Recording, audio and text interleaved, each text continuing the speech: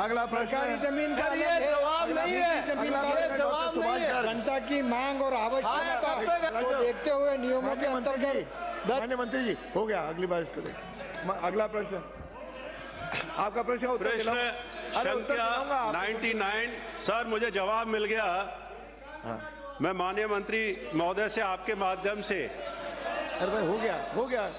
अरे जवाब नहीं आ रहा तो इसको मंत्री जी यही नहीं बता रहे कि ये इसका जो है दर्ज करेंगे। यही नहीं उत्तर, इस प्रश्न का दोबारा इसको दोबारा दिलवाएंगे। हो गया, ठीक है, चर्चा करो। अरे ब्राजी, अगला प्रश्न आ गया, डॉक्टर सुभाष गर्ग। सर, प्रश्न संख्या 99 मुझे जवाब मिल गया है। माननीय अध्यक्ष महोदय, मैं आपके माध्यम से माननीय मंत्री जी से पूछना चाहूंगा, जिन्होंने प्रश्न के का में जवाब दिया है कि आवासहीन पात्र परिवारों के चयन हेतु सर्वे का कोई प्रावधान नहीं है। मैंने पूछा था विधानसभा क्षेत्र भरतपुर में कितने परिवार आवासहीन हैं, संख्यात्मक विवरण सदन की मेज पर रखें। माननीय अध्यक्ष महोदय, मैं समझता हूं ये प्रश्न का जो उत्तर दिया गया बिल्कुल गलत उत्तर दिया गया है। मैं बताना चाहूंगा आपके माध्यम से माननीय मंत्री जी महोदय को कि राजस्थान होमलेस। उत्तर ही नहीं सुना आपने। सर, एक मिनट, तो उत्तर तो वो मंत्री जी को तो बोलने दो पहले। माननीय अध्यक्ष महोदय। अरे ये कह रहे हैं, लेकिन मंत्री को तो बात सुनोगे। माननीय अध्यक्ष महोदय, राजस्थान सरकार ने एक नीति जारी की थी, शायद वो आपने देखी होगी, Rajasthan homeless upliftment and rehabilitation policy 2022, जिसमें क्लियर कट मेंशन है कि आश्रयहीन परिवारों को सर्वे करके और उनको उचित आवास या जगह दी जाएगी, और उसके लिए कलेक्टर की अध्यक्षता में कमेटी का फॉर्मेशन का प्रावधान है। तो मैं यह जानना चाहता हूं, पहला प्रश्न माननीय मंत्री जी से, क्या कलेक्टर ने, जिला कलेक्टर ने भरतपुर में इस नीति के तहत जब से ये नीति लागू हुई और आज तक कोई बैठकें आयोजित की सर्वे करवाने के लिए, हाँ या ना? फिर दूसरा पूछूंगा। माननीय मंत्री जी। माननीय अध्यक्ष महोदय, मैं आपके मार्फत विधायक, आपका प्रश्न है आवास विहीन से संबंधित। आवासहीन की बात कर रहा हूं, और मेरा पूरा क्वेश्चन, तो मैं आवास विहीन का जवाब दूंगा। और आवास विहीन में जो शर्तें हैं, उन शर्तों को जो पात्रता पूरी करता है उनको आवास आवंटित किए। प्रधानमंत्री आवास योजना शहरी 2.0 के अंतर्गत आवास स्वीकृत करने की प्रक्रिया निर्धारित है। अगर आप ये पूछते कि भरतपुर शहर में ऐसे कितने परिवार हैं जिनके पास रहने के लिए भूखंड नहीं है, तो मैं उसका भी जवाब दे देता। एक मिनट, इनको दे दिए। अरे पहले इनको बोलने दे। आपका प्रश्न जिससे संबंधित था उसका जवाब मैंने दे दिया। और आपके भरतपुर में 2016-17 से लेकर अब तक 302 पात्र व्यक्तियों को योजना से लाभान्वित किया गया है। विगत 2 वर्षों में पात्र व्यक्तियों की संख्या 54 है और भविष्य में भी प्रधानमंत्री आवास योजना शहरी 2.0 में जो योजना की दिशा निर्देशिका है उसके अनुसार आवेदक स्वयं ही योजना के यूनिफाइड वेब पोर्टल पर आवश्यक दस्तावेजों के साथ ऑनलाइन आवेदन करता है, जिसका भौतिक सत्यापन नगर निगम द्वारा किया जाता है।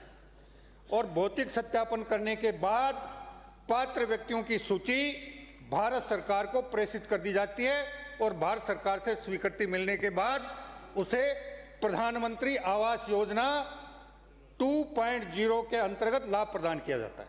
माननीय सदस्य महोदय, मैंने पहले क्वेश्चन पूछा था, उसको मैं करेक्ट कर देता हूं कि Rajasthan homeless and upliftment policy 2022 के तहत आवास भी, पहले मेरे को कंप्लीट, लेट मी कंप्लीट। जब आपका प्रश्न मेरे पास आएगा उसका जवाब ढूंढूंगा। और एक बार सुन तो लीजिए, मेरे को पहले सुन लीजिए आप। सुन लीजिए पहले मेरी बात। मैं बोल रहा हूं आवाज सर। भी है आपका प्रश्न नहीं सर, एक मिनट बताइए। जिस प्रारूप में मेरे पास आएगा, माननीय अध्यक्ष महोदय, उसी मैंने क्वेश्चन क्या पूछा है कि भरतपुर विधानसभा क्षेत्र में कितने परिवार आवास विहीन हैं, संख्यात्मक विवरण सदन की मेज पर रखें। भरतपुर विधानसभा क्षेत्र में आवास विहीन, और मैं बात वही कर रहा हूं, मैं प्रधानमंत्री आवास योजना का पूछा ही नहीं है, ना शहरी की पूछा, ना ग्रामीण का पूछा है।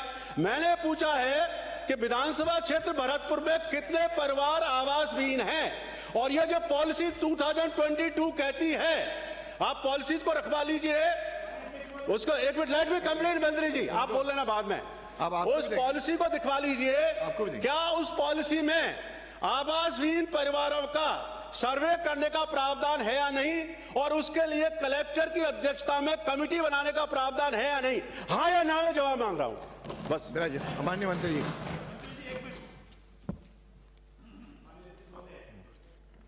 मेरा आपसे निवेदन है, आप अपने प्रश्न को भी खुद को ही गलत पढ़े। प्रधानमंत्री आवास योजना लिखा है आपने, कहाँ लिखा है? कहाँ लिखा है? लिखा है खंड संख्या। अरे भाई खंड संख्या खंड 2 में पढ़ो, आप पढ़ो। अरे कहाँ, ये देखो ना, लिखा है इसमें। आपका गलत आ रहा है। वो खंड 2 में, अरे भाई ये इसमें आप खंड 2 में, खंड 2 में है ना। अरे वो 2 में, सुनिए, मैंने 2 में लिखा है, वो खंड 2 में। मैं खंड का की बात कर रहा हूँ, मैं खंड का की बात कर रहा हूँ। खंड 2 पर तो मैं आया ही नहीं। पूछा ही नहीं है। नहीं, ये क्या मतलब है? अध्यक्ष महोदय, मुझे आपका संरक्षण चाहिए। संरक्षण दीजिए। मुझे बताइए, मैं खंड 2 में प्रधानमंत्री आवास योजना की बात कर रहा हूँ, खंड क में तो मैं प्रधानमंत्री आवास योजना की बात ही नहीं कर रहा हूँ। आप बता दीजिए, सब व्यवस्था दे दीजिए, मैं बैठ जाऊंगा, मुझे कोई दिक्कत नहीं है। लीजिए। माननीय मंत्री जी। माननीय अध्यक्ष महोदय, मंत्री जी ने बिल्कुल स्पष्ट कहा कि जिसके पास खंड नहीं है, आवासीय खंड नहीं है, वो भी जानकारी सदन को दी जा सकती है, और प्रधानमंत्री आवास के अंदर जितने पात्र हैं अपात्र हैं वो भी जानकारी दी जा सकती है। इन दोनों से ही तालमेल रखता है इनका प्रश्न। तो ये गुगली नहीं है कि मैंने प्रश्न ये पूछा है लेकिन जवाब कुछ और हो रहा है। हम दोनों उत्तरों का जवाब देने को तैयार हैं, लेकिन आज जो एक अरे सुनिए, अध्यक्ष जी से बात कर रहा जिसको हूं। खड़ा होना, अरे आप अध्यक्ष जी मैं आपको संबोधित कर रहा हूं। मैंने अनुमति दी है, यहाँ दूंगा मैं। नो, जो प्रश्न पूछा गया है उसके उत्तर की तैयारी करके मंत्री आए। ये मेरा काम है, दिलाऊंगा। अरे आप तो बिराजो, अरे आप क्यों बोल रहे हो? आप बिराजो। जो प्रश्न पूछा गया है उसका उत्तर देने को तैयार है। आपके मंत्री जी खड़े हो गए। माननीय अध्यक्ष महोदय, मैं माननीय विधायक को भी ये बताना चाहूंगा और पूरे सदन को भी ये बताना चाहूंगा कि सबसे पहले प्रधानमंत्री ग्रामीण आवास योजना शुरू हुई थी। एक समय था जब ग्रामीण क्षेत्र में आवास विहीन परिवारों की सर्वे करके गणना करवाई गई थी। बीपीएल सर्वे के बाद 2012 में पंचायतवार उस पंचायत में जितने आवासहीन परिवार थे, सर्वे के बाद उनकी सूची बनी थी, और सूची बनने के बाद जितने लक्ष्य आवंटित होते थे, प्राथमिकता के आधार पर प्रधानमंत्री आवासों की स्वीकृति जारी की जाती थी। उसके बाद अब आप नहीं, नो उत्तर सुनना पड़ेगा। नो, क्या क्या चाहते हो आप लोग? नहीं चाहते क्या हो आप लोग? उत्तर सुनना पड़ेगा आपको। नहीं उछल क्यों रहो? क्या चाहते हो? नहीं चाहते क्या हो? नियमों में आके बात करो। माननीय सदस्य, बात करनी हो तो नियमों में आके बात करो। माननीय सदस्य, बिना नियम बात करने की जरूरत नहीं है मेरे से। जानकारी सुननी पड़ेगी, फिर आपको मौका दूंगा। उनका मंत्री जी को बोलने का अधिकार है। मंत्री जी को बोलने का अधिकार है, आपको बीच में डिस्टर्ब नहीं करें। बोलिए। जब अगर आपको योजनाओं की जानकारी नहीं है, उसके क्रियान्वयन की जानकारी नहीं है, ये आपका काम है, ये मेरा काम है। हाँ तो मैंने कर दिया, मैंने अनुमति दी है, आप क्यों टाइम खराब कर रहे हो? बोलिए। प्रधानमंत्री आवास योजना शहरी दोनों का जवाब 2.0 उसके जो दिशा निर्देश आए हैं, उस दिशा निर्देश में भारत सरकार ने एक यूनिफाइड वेब पोर्टल लॉन्च किया है और शहर में जो आवास विहीन व्यक्ति है वो अपनी पात्रता से संबंधित कागजात के साथ उसमें आवेदन करेगा। शहरी निकाय उसकी पात्रता की जांच करेगा और जांच करने के बाद जो पात्र व्यक्ति पाए जाएंगे उनकी सूची भारत सरकार को प्रेषित करेंगे और भारत सरकार स्वीकृति जारी करने के बाद हम उसको प्रधानमंत्री आवास योजना शहरी 2.0 का लाभ प्रदान करेंगे। बहुत सही है। आपके दो हो गए। माननीय अध्यक्ष जी, मेरे को ऐसा लग रहा है सरकार कंफ्यूज मैंने हो अनुमति गई। दी है इनको, आपके दो हो गए, इनको अनुमति दी है।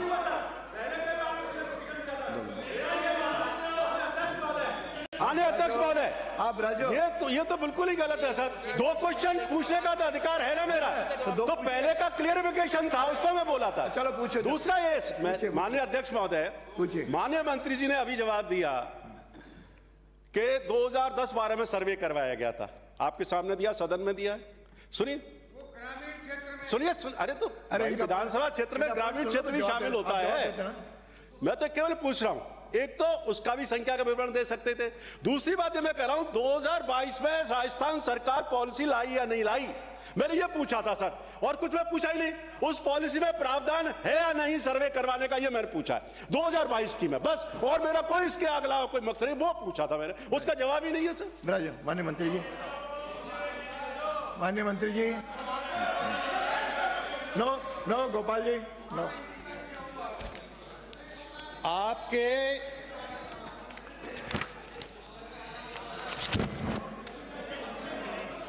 भरतपुर में प्रधानमंत्री आवास योजना में 1417 निर्माणाधीन आवासों की संख्या है।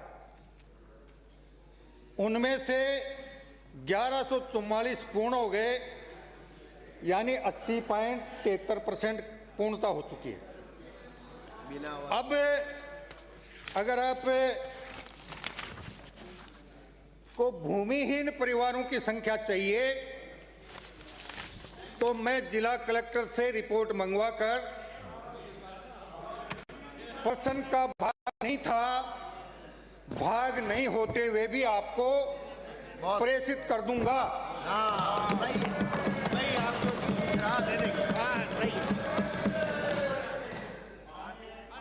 अध्यक्ष महोदय, ऐसा लग रहा है जैसे, वैसे यहाँ एडवोकेट की जरूरत नहीं होती, आप जबरदस्ती एडवोकेसी कर रहे हैं।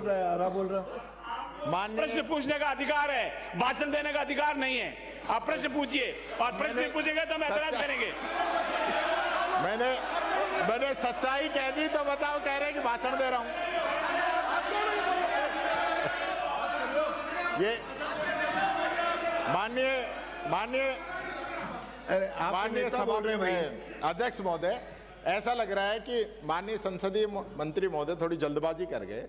वो आप तो प्रश्न पूछो। वो जो उन्होंने क्वेश्चन पूछा था ना, उन्होंने पूछा था आवास विहीन का प्रश्न पूछ रहा हूं, आवास विहीन का प्रश्न पूछा था, और उन्होंने गलती ये कर दी माननीय सदस्य ने कि जो पॉलिसी पूछ ली वो होमलेस की पूछ ली। तो आप होमलेस अलग समझ गए, आवास विहीन अलग समझ गए, इसलिए आप बीच में बोल रहे थे। चलिए हो गया। बात एक ही है, आप प्रश्न पूछो ना, जो क्वेश्चन है मंत्री से प्रश्न पूछो। हाँ तो मैं बता रहा हूं ना, प्रश्न ये है कि जिनके पास मकान नहीं, आप मकान कब तक दोगे? मुख्यमंत्री जी ने बजट घोषणा की है, यही तो पूछा है उन्होंने। और जो जवाब आया वो गलत आया, इसलिए उन्होंने कहा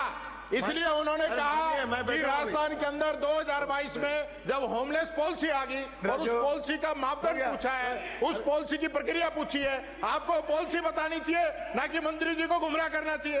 आप खुद ज्यादा काबिल होने के चक्कर में मंत्री जी को मरवाने का काम कर रहे हैं। माननीय मंत्री जी कुछ बोलेंगे?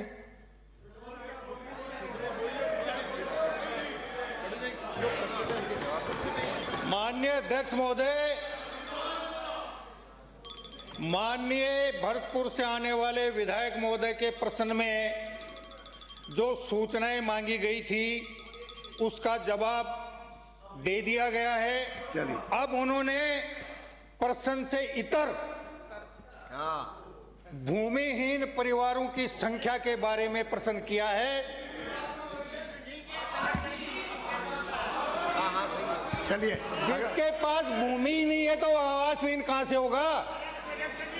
आवासहीन तो उस दिन होगा जिस दिन उसके पास भूमि होगी, वो तो बेघर कहलाएगा। अगला प्रश्न है, वो बेघर कहलाएगा, आवासहीन नहीं कहलाएगा। जिसके पास रहने की ठोर नहीं है वो बेघर कहलाता है, और जिसके पास रहने की ठोर है और पक्का मकान नहीं है वो पक्का आवासहीन कहलाएगा। अगला माननीय कैलाश वर्मा, माननीय कैलाश वर्मा। प्रश्न संख्या 100। माननीय मंत्री जी। माननीय अध्यक्ष महोदय, खंड 1 विधानसभा क्षेत्र बगरू में अभियंता एवं कनिष्ठ अभियंता स्तर